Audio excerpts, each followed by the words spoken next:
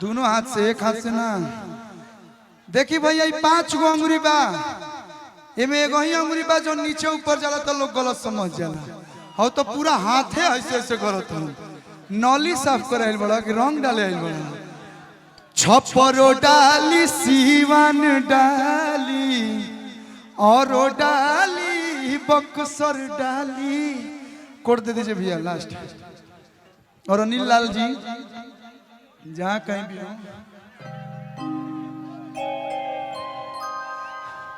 क्या आदेश?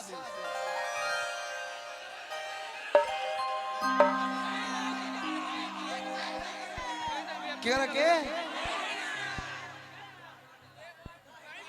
तारा हम नहीं भावत आई फिर गलती करती ऐसे होला नहीं कि ऐसे होला। ठीक है भैया ठीक है। नमस्ते नमस्ते। बड़ी देर कर दी सनम आते आते। है बतावा है ने मैं लड़का कठुआ। वाह वाह वाह भैया साफ रुआ मतलब बढ़िया आदमी बनी। कि जब सुते नी बलम संगे खटिया लगाए तब मारेला झुलुफिया। कौन चीज? हवा साए साए रे बलम के झुलुफिया। एक बात कही बुरा ना माने, हई करिया जैकेट खोल दे तो हमारा रुआ बढ़िया लगा। कहां से डरे से ले अवतारू हो पेन्ही के मिजाज झनकावतारू हो। कि बबी ई कौन फैशन देखावतारू हो। ढके वाला चीज झलकावतारू हो। हई सिवान के लइकन के देखना मुआवतारू हो। बबी ई कौन फैशन देखावतारू हो। बुझाला कि यही ब्रह्मांड में से मैं स्टेप निकलेला। कि लव करे खातिर बाबू अरे किंचन करा तारा। काहे बोला बका बका अरे यही जा तू बोला तारा। 5 मिनट में तू हो जाइब पाला। दोनों के सामने 5 मिनट टिकेगा रे तुम लोग। अरे की हो जाइब हाला। तो जाके भाई कहता कि तुहार मिक्सी हमार मिक्सी दोनों के मिक्सी बा काला काला।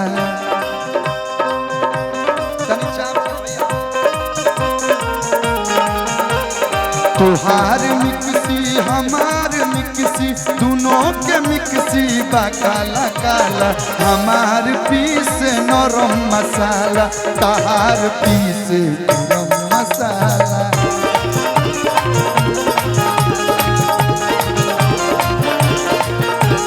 हमार पीस नरम मसाला तहार पीस गरम मसाला।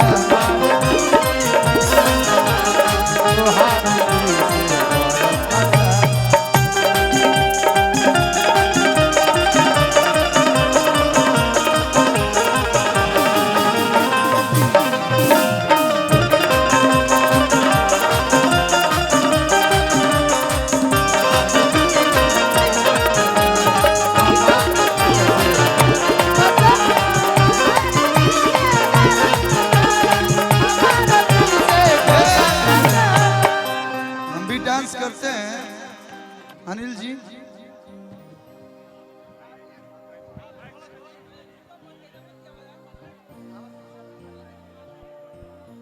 कि तहार मिक्सी हमार मिक्सी दोनों के मिक्सी बा काला काला। हमारे अच्छा माही मनीषा जी के आप लोग चाहते हैं लो। अच्छा दोनों आदमी के साथ हमार मतलब परफॉर्मेंस चाहते हैं लोग। खुल के बोलो पगला। तने एक बार जोर से हल्ला कर दलो कि आ जाओ, जोर से हल्ला कर दलो। हम चाह कि माही मनीषा जी देखिए जो है हम लोग आज अपने लिए नहीं पब्लिक के लिए आए हैं। पब्लिक जो कहे वही करना चाहिए क्या? मतलब मैं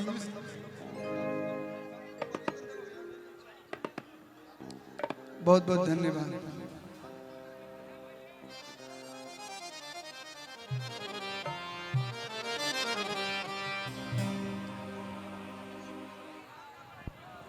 देखिए अब ये पुरान के माहौल अभी है जितना लोग बालोगी लोग रही लोग जब तक रुआ रह तब तक भैया छोड़ दीजिए। है कहाँ गए आज तबला आवाज करे टीन जैसन किया के नाच रे पतर की देखा फिर ये कौन नागिन का नाम है इनकर? बीटू। वाह भाई वाह, कहाँ घर है जे? एजा ना कोई सकल है से कहता। हाँ है ना है।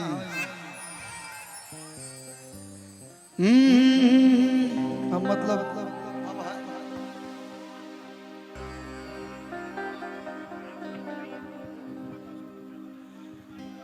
भाई कहाँ बोली लोग? हेलो हेलो चेक प्लीज माई मनीषा जी मंच पर आए।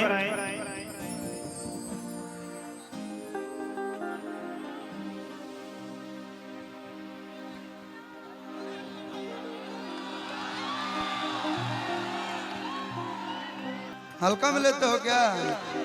हाँ नहीं का भाई भूत गई लाइट बारिए बोलो मुआ हेराइल नथिया। लाइट बारा हो भैया, लाइटवा काहे बंद हो गई? शीत लग गई, शीत लग गई। देखिए बियाह में हमने काइल बने जा बियाह शादी में। हाँ तो बियाह शादी में हमने के शुभ विवाह में गाड़ी गीत गवाला। हाँ एगो दूगो सुना देता नहीं। देखिए समय हम ज्यादा ना ले बस ले चुकल बानी। यू नो गाली गीत जानते हैं ना आप? रहरी के और चलिए अभी के बीच अरविंद अकेला कल्लू जी के आगमन हो गइल बा। तो सीवान में आगमन भइल बा। बाबा महेंद्र नाथ के दरबार के सामने आगमन भइल बा। एगो जोरदार ताली बजा के स्वागत सब कोई करी। आइए कल्लू जी। अरविंद अकेला कल्लू जी।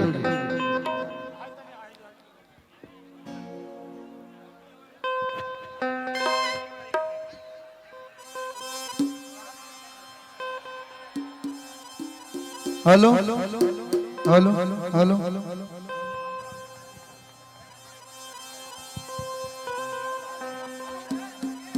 प्लीज मंच खाली करें या फिर नीचे बैठ जाइए आप लोग प्लीज, सबसे निवेदन है।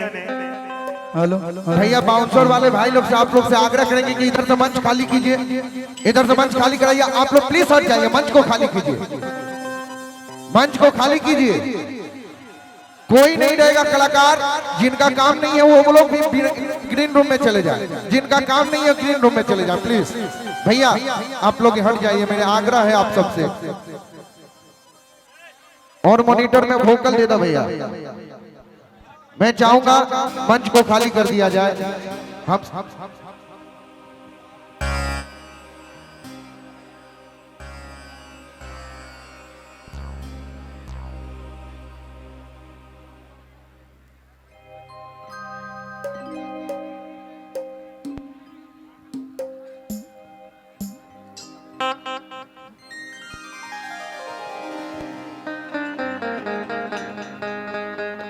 हेलो